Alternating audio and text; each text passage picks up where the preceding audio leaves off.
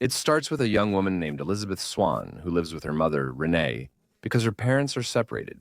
But that doesn't last long because her mother decides to give her up so she can spend a couple of days with her new husband. She takes her to her father in Forks, a small town in Washington state. Unlike her former home in Phoenix, known for its heat and scorching sun, Forks is a place where the sun is always on vacation. Bella arrives at her father Charlie's house. He is a police officer, and we later see his abilities when he visits them after Bella settles in. Billy Black and his son Jacob visit. Jacob reminds her of their childhood, saying, "Remember when we played in the mud like this? Didn't we say we'd put your dad's head in the mud when we grew up?" Later, her father interrupts them and reveals he bought her a car as a gift. Bella arrives at school in her new pickup truck, which helps her get around the city. Everyone at school looks at her strangely as she pulls up in the vehicle. Later, she meets a boy named Eric, who introduces himself and offers his help anytime she needs it. She enters, plays volleyball poorly, and accidentally hits the boy with the ball. When she goes to apologize to him, they get to know each other, and he tells her his name is Mike. Mike's friend Jessica comes over, and the two of them start talking. Later, it's revealed that Mike has feelings for Bella. After class, Bella sits with her friends for breakfast when someone joins them. Dr. Cullen's adopted children, the Cullens, appear as if they're covered in glitter when you first see them, and we learn who they are. There are 5 of them: Eli, Rosalie, and Emmett, who are together, and Alice and Jasper, who are also together. They're siblings and couples simultaneously. Peace had been achieved in Forks, but ultimately, a vampire who targets virgins emerges. When Bella first sees Edward, she expresses interest in him. Later in science class, Bella finds there are no empty seats in the lab, except next to Edward. Subhanallah, man. Anyway, when she sits next to Edward, things start to get awkward, you know? It's as if he's next to 2 onions. When class ends, he runs out of the lab. Afterwards, he vanishes for days, not just avoiding her. It's like he saw an electricity bill and doesn't want to pay it.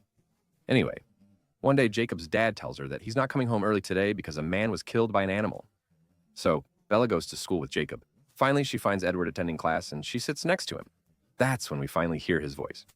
He introduces himself to her and apologizes for not being able to talk to her the first time. She asks him where he has been all this time. He tells her that he was away for personal reasons. Then Bella starts telling him about her life and asks him about his eye color, which somehow looks a bit golden. No one really knows how that happened. Anyway, he avoids her question and doesn't answer. Bella and Edward stand by their cars, staring at each other intensely. Suddenly, Bella's car is about to hit her, which would have devastated her father. Then, suddenly, bam, bam! Edward Cullen suddenly appears and stops Bella's car with his bare hand, saving her from the vehicle as if it were a toy. I couldn't process what just happened, man. What? What just happened? All this confusion and shock. After the incident, the school gathers around her to ensure she's fine before she heads home, where her dad arrives. And the one who's determined, starts making a fuss and causing trouble just to prove he's in control. And he's the doctor who's treating her. Bella, that's Dr. Cullen, Edward's father, actually. And after Bella leaves the room, she hears Dr. Cullen and Rosie blaming Edward for what happened. And that's when Bella calls out to Edward. She asks him, "Excuse me, what was all that commotion and how did all of this happen?" He revealed to her that he was standing next to her during the incident, which she didn't notice. He admitted, "I'm a man. I got scared. What about you, my girl?" The incident affected her. "Nothing happened. Maybe you just hit your head or something." The important thing is, he tells her after that, she should thank him instead of just complaining. The important thing is, she should thank him instead of questioning him or bothering his mother about it. He leaves. Then the next day, Mike comes to her and asks if she'd like to go with him to the graduation party. She politely refuses and suggests he ask Jessica instead, believing Jessica will agree. But she feels there's no point in discussing it further and can only say, "God is sufficient for me, and he is the best disposer of affairs." Anyway, after that, all the friends go on a trip together to see a place with a lot of greenery for study purposes at that time. Bella meets Edward and Bard, and she keeps asking him how he stopped the car. Honestly, she herself wants to know how he stopped the car. Anyway, he tells her that he had an adrenaline rush. Do you even understand when this adrenaline rush happens? What happens in the body? Anyway, that's what helped him, stop the car. Anyway, he walks away. Then he comes back to her and tells her that they can't be friends. Bella tells him it's better that way, and they leave. The following day, Edward tries to be friendly to Bella, but she informs him that they're departing. A trip with her friends to the beach? La Push. I don't know if I said the name right, but anyway, the important thing is, he tells her he can't come. And the next day, Bella goes to the beach. At that moment, she unexpectedly runs into Jacob and 2 of his friends. When her friends mention Edward, Jacob's friends chime in. It's said the Cullens never come here. Afterwards, Bella and Jacob walk together. At that moment, Bella asks him, "What did your friends mean, excuse me, honey, when they said the Cullens don't come here?" At first, he doesn't want to say anything. But after Bella keeps insisting, he tells her it's an old story, like a legend or something. In short, Jacob's family descends from wolves, and the Cullen family descends from their clan's enemy. Jacob's late grandfather is turning in his grave over this. When he saw them hunting on their land, they made an agreement with them that they wouldn't come near the land of the Cullens or any Cullen territory or whatever it's called now, which is Jacob's family's land, in exchange for not revealing the truth about the Cullen family. And when Bella asked, "What is it?" Jacob finds out about it and says, "Oh, it's nothing, Dana, just something minor. I forgot something important." Very what? What does he say to her after that? That this, my daughter, is just nonsense. And finally, in the end, she was convinced that she had to start asking herself, is the Cullen family real? Are they just buildings? What's the story with their mother? What's important here? Did I stumble into scientific imagination by mistake? She then started searching online for more legends about the Cullen family. One day, Bella goes to buy a magazine about a topic she's interested in. On her way home, a group of suspicious-looking young men approach her. Bella tries to escape and defend herself, but Edward suddenly appears in his car to rescue her. He says to them, he then gets in the car and drives away with Bella, and he tells her that he should go back to break their bones. Bella asked about the thoughts going through their minds and when. He asked her how they knew who and what thoughts were going through their minds at that time, and what's important. He then goes to the restaurant and they meet her friend, and Bella is supposed to go with them. But Edward tells her that she has to eat before going home, and that he will come to her later. As Bella orders food, Edward abstains, claiming to be on a diet. Bella questions him, asking how he knew who would help if needed. He tells her he felt it without knowing, due to antennas in his back. He heard those guys' thoughts. She asks if he's still reading minds, and he responds, "It's me, my dear, it's me." After that, he confesses to her that he can read minds. When he gets home, she accidentally touches his hand and feels that it's really cold. What does that mean? You seem freezing in this coldness. After going home, she continues reading and researching more about the things she's observing in Edward. She analyzes the combination of speed, strength, coldness, and his disappearance in sunlight, as well as every other strange thing she noticed about Edward. And finally, when the silly girl finally figures out that he's a vampire, the next day she goes to school and sees Edward, and then they go to a quiet, far corner. Suddenly, when Edward asks her about her suspicions, Bella decides to confront him. But the way she does it is very dramatic, like she's a detective. She tells him, "You're not normal, you run faster than a car, your hand is very cold, like you just came out of the fridge, and you don't like lasagna. Honestly, you are lasagna. You must be a vampire." At that moment, he decides to prove to her that he really is a vampire. Edward carries Bella to a sunlit spot in the forest. Instead of something frightening, he sparkles under the sun like a disco ball. Bella is amazed, thinking, "This is my husband." Edward continues demonstrating his agility and other abilities to her. He reveals to her that he consumes the blood of living beings, and Bella reflects on this revelation. "So you're like a vegetarian version of Dracula. Not really vegetarian, but not the worst either." Anyway, then he continues and tells her that he can't resist the scent of her blood. And that to him, she's like a drug. What I did, that's the point. I mean, to him, she's like a drug. And she tells him that she's afraid that he might disappear one day or something. He admits to her that the lion has fallen for his prey. The situations with Kabia are resolved. Bella realizes she's in love with a disco ball. Anyway, after that, Bella asks him about that a person has to die in order to become a vampire. And he tells her about the moment he was transformed, when he had the Spanish flu.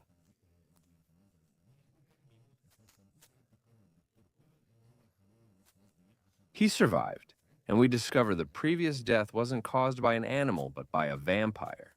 Each vampire has a special power. Edward can read minds, and Alice sees the future. Edward then decides that Edward takes Bella to visit his family at their home, where she finds his entire family present, much to her surprise. I told her, "Can I come? My mom is sick and she needs me, so how can I come to her?" He invites her to play Texto. Upon entering the house, she's amazed by its beauty and finds his entire family waiting for her. Despite not needing to eat, they prepared a meal for an inexplicable reason.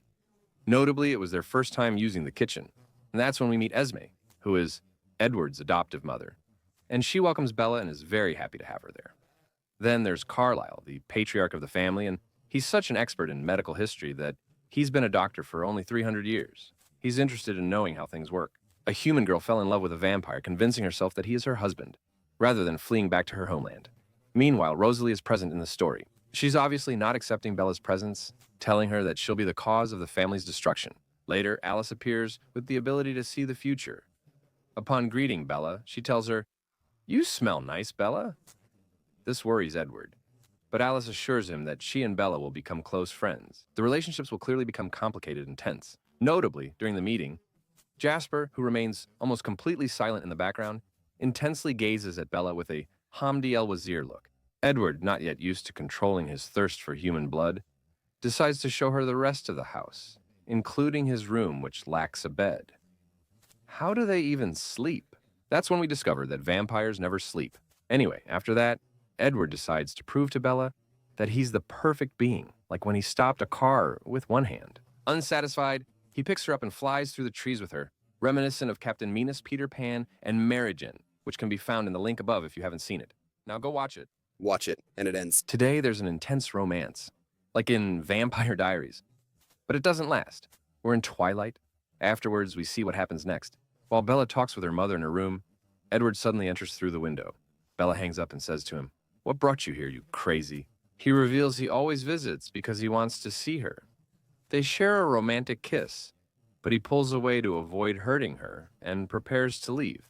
She asks him to stay, and they talk until she falls asleep. The following day, she informs her father. Bella informs her father about her date with Edward, which he disapproves of.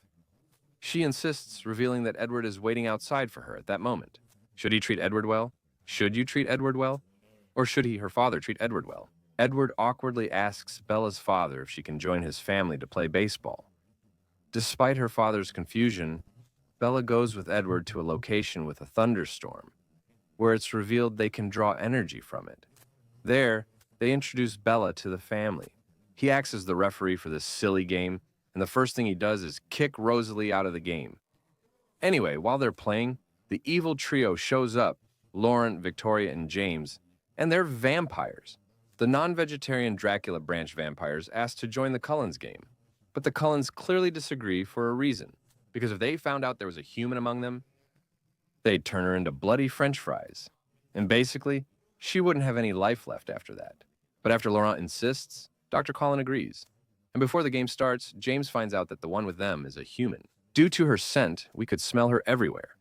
As he was about to make a face, the entire Cullen family made the same face at him. If you meet me, I'll make that face for you too. After that, Laurent decides to leave with his friends to avoid seeing that face again. Dr. Cullen instructs Edward to escape with Bella, and during their escape, Edward informs her of the situation. James's gift is tracking, meaning he's really good at hunting. And when he read his thoughts, he realized that James won't leave Bella alone until he literally drinks her blood. The only solution is for them to kill James. At that moment, Edward tells her that she can't go home and that he has to take her somewhere far, far away. So James won't be able to find her. It's likely that James or his destination is her house.